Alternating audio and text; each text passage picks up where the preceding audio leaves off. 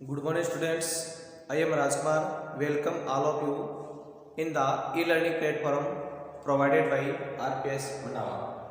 प्यारे बच्चों, हमने कल एक्सरसाइज जो वन है उसको स्टार्ट किया था, जिसमें आपने नंबर सिस्टम के बारे में जाना था। नंबर सिस्टम में मैंने आपको बताया था कि नेचुरल नंबर क्या होते हैं, जो आपके 1 से स्टार्ट होते हैं, होल नंबर जो आपके 0 से स्टार्ट होते हैं, इंटीजर आपके 0 से ऑल पॉजिटिव और नेगेटिव नंबर होते हैं।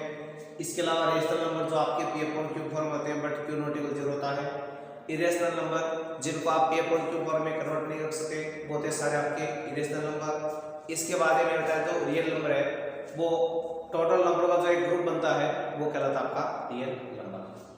अब हम आगे इसी श्रृंखला में आगे एक्सरसाइज नंबर 2 स्टार्ट कर रहे हैं, जिसमें फर्स्ट क्वेश्चन आपका check which statement are true और फॉल्स। कुछ स्टेटमेंट दिए गए जिनमें आपको पता लगाना है कि कौन सा इनमें से कौन सा फॉल्स है। पहला स्टेटमेंट है every irrational number is a real number. इसका मतलब है जितने भी इरेशनल नंबर वो सारे आपके रियल होते हैं, बिल्कुल होते हैं। मैंने कल आपको बताया था कि जैसे मान लो नेचुरल है, वो सारे होल होते हैं, होल सारे आपके इंटीजर होते हैं, और ये सारे आपके होते हैं रेशनल होते हैं, और इरेशनल आपके अलग होते हैं। इन सारा का जो ग्रुप बनता है वो क्या होता है आपका रियल होता है। ठीक है, अब देखो यहाँ पर पूछा है कि every irrational number is real. तो देखो इरेशनल सारे रियल मारे कितनी, तो सत्यवादी में ट्रू है, प्लस आप क्या लिखोगे ट्रू, ट्रू और लिखोगे बिकॉज एवरी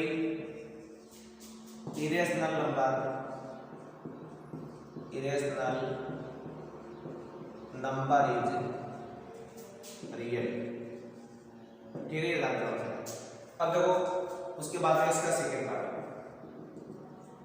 इसमें लिखा है every point on the number is every point on the number line, यहाँ पर नंबर लाइन लिखा, number line is in the form of root m where m is natural number. इसका मतलब ये है कि जैसे नंबर लाइन होती है उस पर जो सारे पॉइंट होते हैं आपके वो रूट m के फॉर्म में होते हैं, इस तरह से।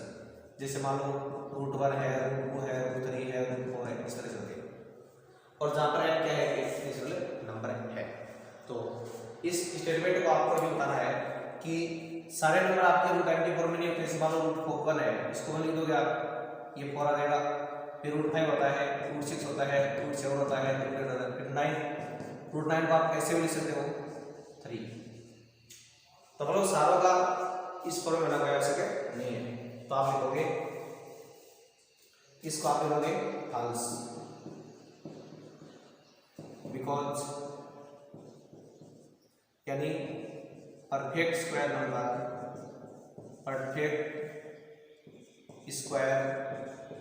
Number is not in form of root m।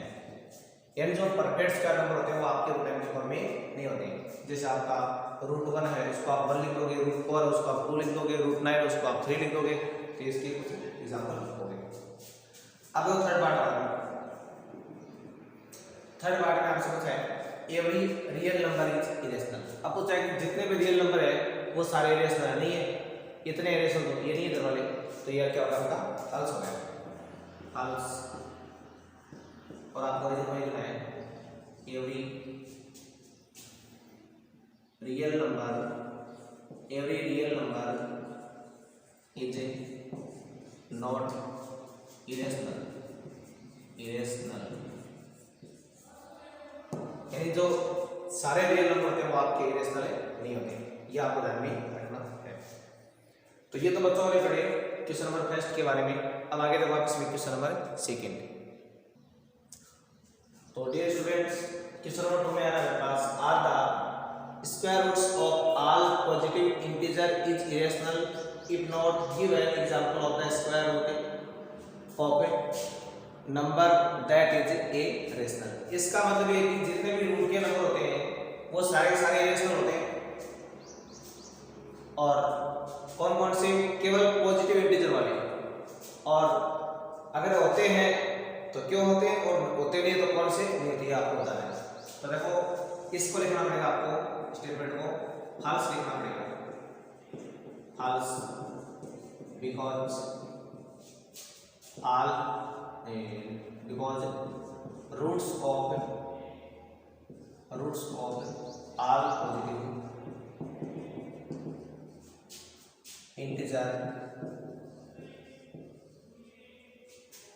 are not irrational, यानी सारी इरेशनल होती है। देखो जैसे मैंने आपको क्या बताया था, इरेशनल कौन सी, मतलब जिनका रूट नहीं होता, जैसे रूट 2 है, रूट 3 है, रूट 5 है, ये सारे आपके क्या इरेशनल है। लेकिन ध्यान देना, जैसे रूट 1 है, इसका मतलब 1 हो गया, और इसी तरह मान लो मेरे पास रूट 4 है तो 2 हो गया, रूट 9 है तो 3 हो गया, रूट 16 है तो 4 हो गया। ये सारे क्या आपके रेशनल नंबर है, ना कि इरेशनल। तो आप लिखोगे यानी root 9, root 1, root 4, root 9, root 16 are rational number. तो आप सोचते हैं कि ऐसे बताओ फिर रेशनल नंबर कौन कौन से, तो ये नंबर आप देख हो गए रेशनल नंबर हो गए, क्योंकि इसका मान 1 होता है, इसका 2 होता है, इसका 3 होता है, इसका और भी होते हैं आपके। अब देखो कोई भी रूट का जो नंबर होता है उसको नंबर लाइन पर रिप्रेजेंट कैसे करते हो आप। अभी तक आपने क्या सीखा है कि नेचुरल नंबर या जो इंटीजर होते हैं उनको आपको नंबर लाइन पर रिप्रेजेंट करना होता है, वो आप आसानी से कर देते हो। आज हम सीखेंगे कि रूट के नंबर होते हैं उनको नंबर लाइन पर कैसे रिप्रेजेंट आपको करना है। तो देखो क्या करेंगे आप, ऐसे एक आप सीधी लाइन लोगे यहाँ पर, और यहाँ पर आपको एक पॉइंट मानना, स्टार्टिंग पॉइंट को मानना। अब रूट जो 5 होता है इसके लिए आप क्या करेंगे, अपने जो स्केल है ना, स्केल से आपको यहाँ पर 2 सेंटीमीटर पर एक पॉइंट लेना है। मान लो यहाँ पे ये आपने 2 सेंटीमीटर पर आपने कोई पॉइंट ले लिया, कौन सा, ये पॉइंट ले लिया ये 2 सेंटीमीटर पर। और उसके बाद में आपको बिल्कुल 90 डिग्री का एंगल बनाते हुए यहाँ से क्या करना है, एक आपको 1 सेंटीमीटर एंगल अपना और लेना है। तो ये ले लिया आपने कितना, 1 सेंटीमीटर, बी पॉइंट आ गया। ये है 1 और ये है। अब देखिए क्या करना आपको, जो अपना कंपास है या मान लो पहले स्केल से आप इस पॉइंट बी को ऐसे बनाना है, ऐसे बी पॉइंट को आप इस ओर से ज्वाइन कर दो, इस तरह से ज्वाइन कर दिया। अब देखो आपको क्या करना है, कंपास है, कंपास में पेंसिल डाल के आपको कंपास की नोक यहाँ पर और पेंसिल के यहाँ बी तक पड़नी है, और एक ऐसे आप इस तरह से आप घुमाना, इस तरह से आगे यहाँ से जब आप आगे घुमाओगे इस तरह से, तो ये आगे जहाँ काटेगा वहीं पर आपका पॉइंट क्या रहेगा, जैसे मान लो सी पॉइंट आ गया, सी पॉइंट किसको दर्शाएगा, ये रूट 5 को दर्शाएगा। यही मान लो कि ये आपका कितना रहा मान, रूट 5 को रिप्रेजेंट कर रहा है। ये जो आपकी दूरी है यहाँ से लेकर के आपकी इस सी बिंदु तक की, इस सी पॉइंट तक जो आपकी डिस्टेंस है ये वो सी को कितनी है, रूट 5 है। ये आपको ध्यान में रखना है, क्योंकि आपने ये बिल्कुल इसके बराबर लगाया कंपास, तो ये आपका रूट 5 है। भी पहले आपकी ये भी कितनी है, रूट 5 है, क्यों है वो देखो अभी आपको बता। आप देखो लिखोगे कि ट्रायंगल देखो आप कोई भी की बात कर रहे हो, इसमें हाइपोटेनस आपका क्या हो गया, वो भी हो गया ना, वो भी स्क्वायर मेरे पास किसके बुला रहा है, वो a square plus a b square के।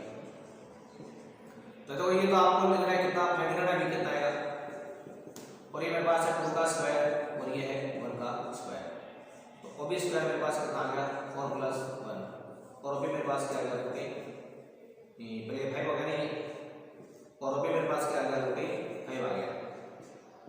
तो इस तरह से आपको रूट 5 मिला। अब वो भी आएगा उतना क्या आएगा आपका, कोसी आएगा, यानी वो भी किसके इक्वल है, कोसी के, और दोनों क्या होगा आपके रूट 5 यूनिट्स हो गए। तो इस तरह से आपको कोई भी नंबर है रूट 5 है उसको अगर रिप्रेजेंट करना है तो आप इस तरह से कर सकते हो। अगर मान लो इसी तरह से आपको, जैसे मान लो रूट 2 को रिप्रेजेंट करना है, तो इसके लिए क्या करना है, इधर पर ये लाइन ली आपने होगी, ये मान लो आपका 1 सेंटीमीटर है, इधर भी आप ले लो ये। अब आपको इसको मिलाना है इससे कंपास से, यहाँ से आगे लगाना है, ये क्या जाएगा आपका रूट 2 आ जाएगा, ठीक है। इससे अगर मान लो आपको रूट 3 लेना है तो आप रूट 3 भी दिखा सकते हो, कैसे। तो देखो रूट 3 का देखो मतलब रूट 2 का मतलब क्या होता है, रूट 2 होता है 1 का स्क्वायर प्लस 1 का स्क्वायर, इधर आ रहा है 2 का स्क्वायर, तो 2 बराबर 1 + 1 बिल्कुल बराबर आ रहा है ना। इसलिए अगर आपको ऐसे मान लो रूट 3 फाइंड करना है तो रूट 3 का स्क्वायर होगा आपका रूट 2 का स्क्वायर प्लस 1 का स्क्वायर, तो 3 आता है इसलिए 2 प्लस 1 के बराबर। तो इसका मतलब ये होगा कि पहले आपको रूट 2 फाइंड करना पड़ेगा, रूट 2 से बाद में क्या फाइंड करना पड़ेगा, आपको रूट 3 फाइंड करना पड़ेगा। तो देखो पहले रूट 2 मैंने भी आपको बताया फाइंड कैसे करना है। जैसे मान लो ये 1 है, इधर भी आपने 1 लिया, इसको मिलाया, ऐसे आर्क लगाया, ये लाइन आपको मान लो आगे लंबी है, ये रूट 2 को दर्शाना। अब ये रूट 2 हो गया आपका यहाँ तक का, ये फिर से आपने दिया 1 रख लिया यहाँ तक, इसको फिर से इससे मिलाया आपने वापस, अब इसको वापस आर्क लगाया, ये किसको दर्शाएगा, रूट 3 को दर्शाएगा। इस तरह से आप रूट 2 और रूट 3 दोनों को आप रिप्रेजेंट कर सकते हो, और रूट 5 को मैंने रिप्रेजेंट करके बता दिया। लेकिन आपको प्रीवियस क्वेश्चन में क्या करना है, रूट 5 को रिप्रेजेंट करके बताना है। अब देखो उसके बाद में हम जो 1.3 है देखो उसको स्टार्ट कर रहे हैं। प्यारे बच्चों अब आगे बढ़ रहे हैं हम कि कुछ नंबर दिए गए जिनका आपको डेसिमल एक्सपेंशन फाइंड करना है और साथ में उनका आपको काइंड भी फाइंड करना है। तो देखो इससे हम क्या करेंगे, सबसे पहले नंबर ले रहे हैं 36/100 वाला। अब 36 जो डेटा है उसका आपको डेसिमल एक्सपेंशन निकालना है और उसके बाद ये पता लगाना है कि आपका किस टाइप का है। तो इसके लिए आप क्या करेंगे, न्यूमरेटर में आप डिनोमिनेटर का डिवाइड करोगे। तो पहले आपका डिवाइड हो रहा नहीं है, 0 लिख के पॉइंट लगाया, 0 उतारा, 3 टाइम 300 बचा 60, 0 उतारा 6 टाइम 600 और रिमाइंडर आ गया 0। मतलब जिस क्वेश्चन में आपका डिवाइड कंप्लीटली हो जाता है और रिमाइंडर 0 आ जाता है तो वो तो क्या होता है, आपका टर्मिनेट होता है। ठीक है ना। तो आप देखोगे बिकॉज 36/100 इक्वल आ रहा है मेरे पास 0.36। इसका मतलब ये हुआ 100 डेसिमल एक्सपेंशन इज टर्मिनेट।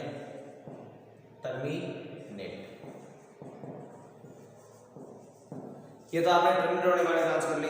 अब कुछ होते हैं आपके नॉन टर्मिनेट, जैसे मान लो मैं अभी 1/11 ले रहा हूँ, 1/11 तरीका वही है, 1 में किसका डेट करना, 11 का, 0 लिख के पॉइंट लगाया, 0 उतारा, 0 0 9 टाइम बचा 1, 0 उतारा, 0 0 उतारा 9 वापिस वही सिस्टम 1। अब इसका मतलब है कि 1 1 आपका बार बार रिमाइंडर आता रहेगा, तो मतलब ये 0909 नंबर आपका बार बार आता रहेगा।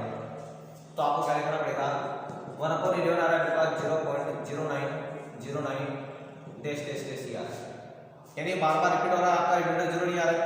इसका मतलब क्या हुआ, 100 डेसिमल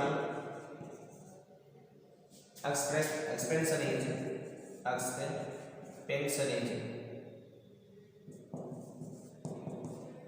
नॉन टर्मिनेट रिपीटिंग।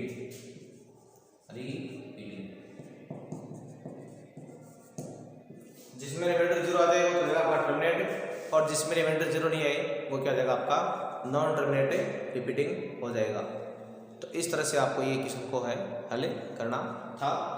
और इसको आप चाहो तो देखो इसको आगे आप क्या लिखोगे, 0 पॉइंट, देखो दो नंबर रिपीट हो रहे हैं बार बार, तो इन दोनों को लिख के आप इसको ऐसे लाइन खींच सकते हो, यानी 0.09 बार। तो प्यारे बच्चों अब ये 2 पार्ट मैंने इसके करवा दिए हैं, ये 3rd पार्ट है इसका, ये 4th पार्ट है, ये 5th है, ये 6th है। ये 4 पार्ट आपको घर से करने हैं और बाकी जो क्वेश्चन है वो कल पढ़ेंगे। तब तक के लिए आपको धन्यवाद, नमस्कार।